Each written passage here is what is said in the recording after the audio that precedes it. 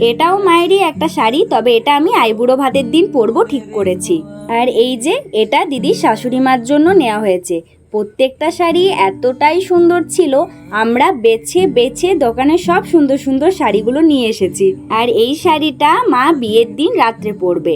এই শাড়িটা এতটাই সুন্দর ছিল, আর সব থেকে ভালো ছিল এই শাড়ির কাপড়ের কোয়ালিটিটা। আমাদের তো এই শাড়িটা এক দেখাতেই পছন্দ হয়েছে, তবে অনেকগুলো শাড়ি দেখার পর। আর এই শাড়িটা দিদির কাকি শাশুড়ির জন্য নেওয়া হয়েছে।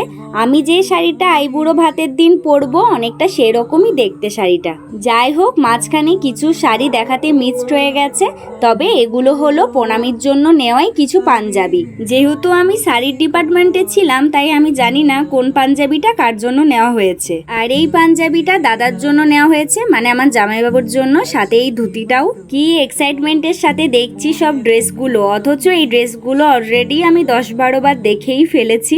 এই অফ হোয়াইট লেহেঙ্গাটা হলো আমার, মানে রিসেপশনের দিন পরার জন্য। এখন দিদি পরে ট্রাই করছে যে ওর ওপর কেমন লাগছে লেহেঙ্গাটা। যাই হোক, অনেকটাই রাত হয়ে গেছে আর খুব খিদে পেয়ে গেছে। সন্ধ্যাবেলাতেও কিছু খাইনি। এই যে এগ ফ্রাইড রাইস আর চিলি চিকেন নিয়ে বসে পড়েছি খেতে। আমার এই চিলি চিকেনের সাথে এগ ফ্রাইড রাইসের কম্বোটা বেস্ট লাগে। আচ্ছা যাই হোক, আমি তাহলে খেয়ে নিই। আজকের ব্লগটা বেশ এটুকুই। দেখা হচ্ছে নেক্সট ভিডিওতে। ভালো লাগলে do like, share, follow. Tata.